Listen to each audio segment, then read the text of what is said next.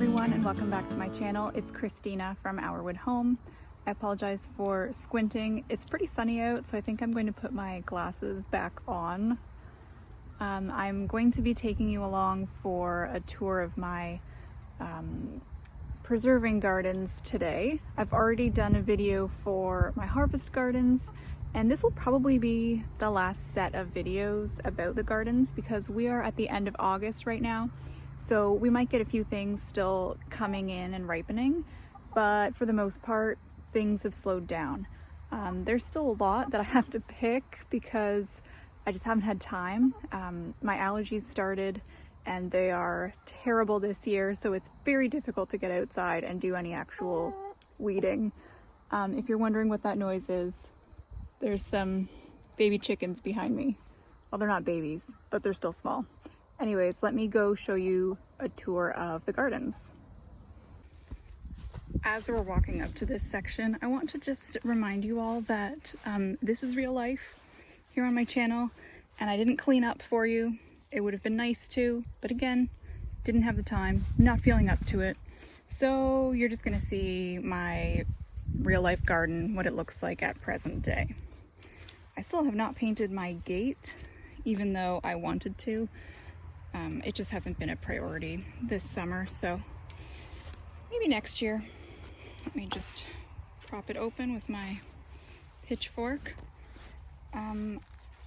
There's weeds and stuff thrown on this mat because they take up a lot of space in the composter when they're still green, so I try to just let them dry out on the ground.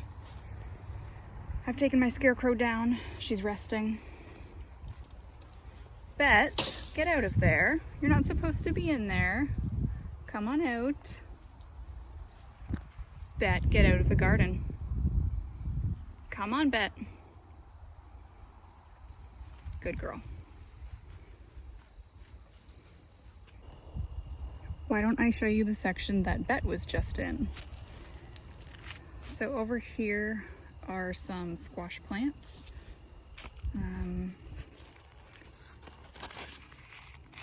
Kind of hard to see, but we've got buttercup squash, and there's actually a zucchini plant or two in here. So previously I shared that I was treating all of the squash plants with a bacteria spray to stop the squash vine borer, and I thought I did a really good job because everything's looking nice and healthy and it's growing and just looks really, really good. But then let me try to find a good angle. So I've been checking the plants and they were not looking good. See that mark there?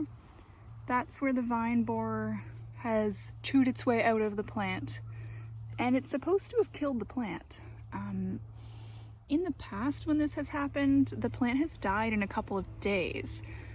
So I decided to just let it die, and I would harvest whatever fruit was on it after it had died. And I kept waiting for it to die and nothing was happening. It looks dead down here, but it's been sending out so many more shoots, and it's got a ton of flowers and little fruit. So it's very odd, but I'm just gonna let it do its thing until the frost happens, I guess. I should be pulling the plants out so that the vine borer doesn't get to do another life cycle next year. But I'm thinking I might just not do any squash plants next year so that there's nothing for the insect to feed on, and then it'll stop hanging around here, and then I can plant some squash in a few years. But I haven't decided yet. We will see what I feel like doing next year.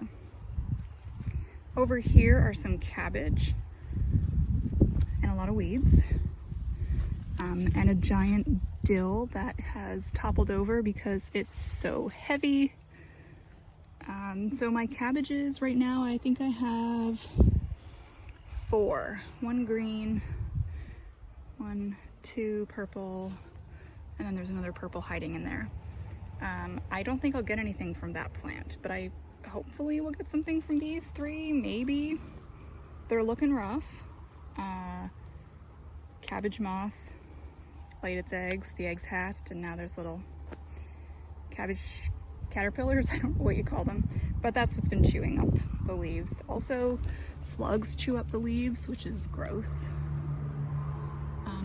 But it's my own fault because I didn't do any protective covers. You can see right at the end of my thumbnail, that's the little bugger that's doing so much damage. I do have some marigold plants in here sporadically. Moving on, just so you can see what I'm trying to walk through. It's a lot. I do have a couple carrots still in here. You will notice something quite large is missing from this section. So I had some white pumpkins. Well, I didn't know what color they were. They were mini mixed color pumpkins in this whole section. And unfortunately, they got the vine borer and they were dying pretty rapidly. So I just pulled out the plants. And I was able to get over a dozen mini pumpkins actually to full maturity, which is surprising. So that was pretty cool. This is my corn. Quite tall. I haven't picked any. Actually, I did pick one cob the other day just to see if it was ready. It's definitely ready. It's a lot of corn, and I know it's going to be a big job to can it all, but I chose to plant this much, so it is what it is. You can kind of see there, that's a bean plant trellising on the corn. I don't even think I can actually get back to the beans, but I'll try to show them to you from the other side maybe. But the beans are doing great. On this side, I've got a trellis for a different type of bean. This is scarlet runner bean. Again, I haven't picked any beans, so I gotta get on that. And this is what the squash section looks like from this side. I also have some sunflower plants there that are doing surprisingly well. This is the back of the garden on the other side of the corn, and you can see all the beans coming in here.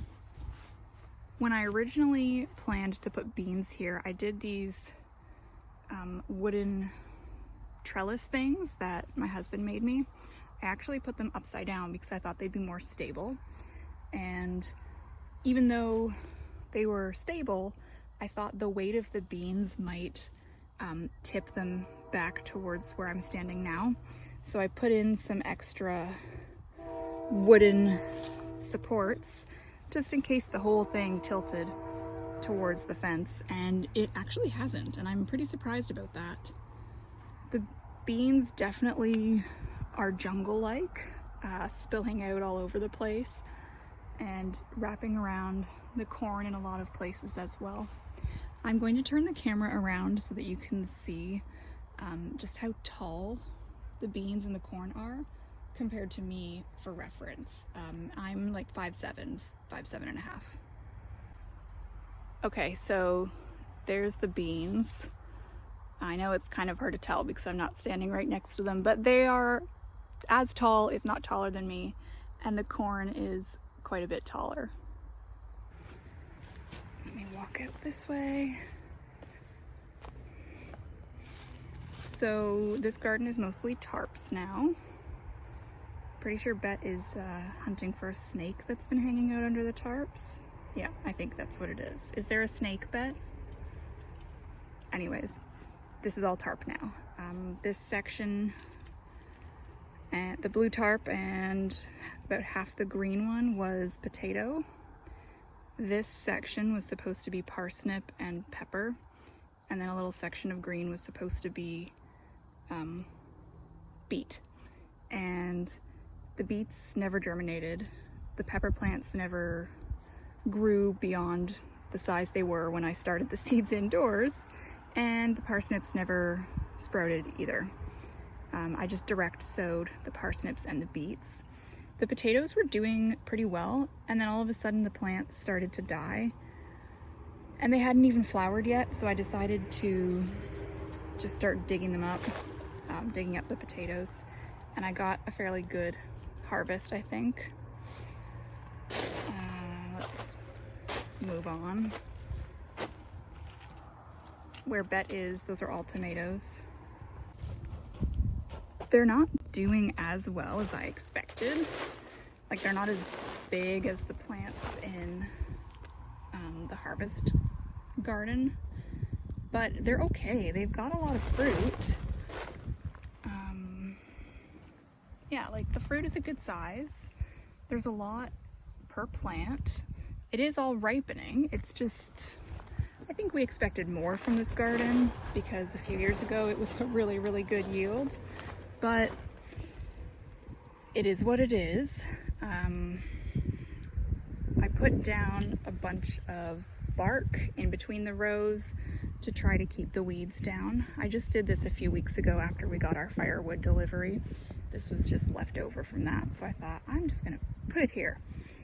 We've decided that this garden is going to be in remediation, so to speak. I'm gonna go sit somewhere else and talk about that, just so that you're not looking at tomatoes while I talk. All right, I'm just sitting down in the chicken enclosure, so you might see or hear some chicken stuff. So I'm just going to talk a little bit about why we're giving half of the preserving garden a rest for next year. That's been our main garden for 10 years. We did our first vegetable garden there in 2013, summer 2013. So it's rough soil. It's definitely depleted and not in great shape anymore, even though when we put that garden in, we bought a bunch of nice soil. And we had to buy soil because what we were doing with that garden is just putting it right on the grass. We weren't doing a planter or anything, so the soil was in not great shape because it was lawn. So we bought like a triple mix soil and just put that on the grass, and then did a wooden frame around it just to keep it contained, I guess. So like I said, that was 2013. We've done a garden there every single year except 2020. I can't remember exactly, but there was one year recently that we took a break from that garden, trying to let it kind of get reestablished and build up its nutrients and everything. And the year after that, we had a really great harvest from everything. But since then, we haven't been actively trying to put nutrients back in the soil. We haven't been doing any regenerative practices. So once everything is harvested from the garden this year, we're going to, I just see a chicken near me and I'm just seeing who it is. It's Kitty. So once everything's been harvested, we're just going to tarp the soil so that no weeds come up, and then sow a cover crop in the spring. The plan right now is to let that half of the preserving garden rest for all of 2024, and then spring 2025 we'll till up the soil and plant again the things that we want to grow. So in addition to doing a cover crop, we're also going to just keep mixing in chicken manure from our chickens. So now we have 11 birds, which is a lot of manure, which is great because it's just free nutrients for the soil. We also have our 3 compost bins, which we can use the soil from to mix into the vegetable garden to add more nutrients. So we have a plan, and hopefully all of these efforts will increase the overall soil quality so that in 2025, when we plant again, we get a high yield. So that's the plan. I think that's everything I wanted to say about that whole process. And and the preserving gardens in general. If you haven't already watched my harvest garden tour for August, I will link that video at the end of this one so you can go ahead and check that out. If you like this video or just any of the videos that you see on my channel, I hope that you consider subscribing. Thank you so much for watching and have a great rest of your day.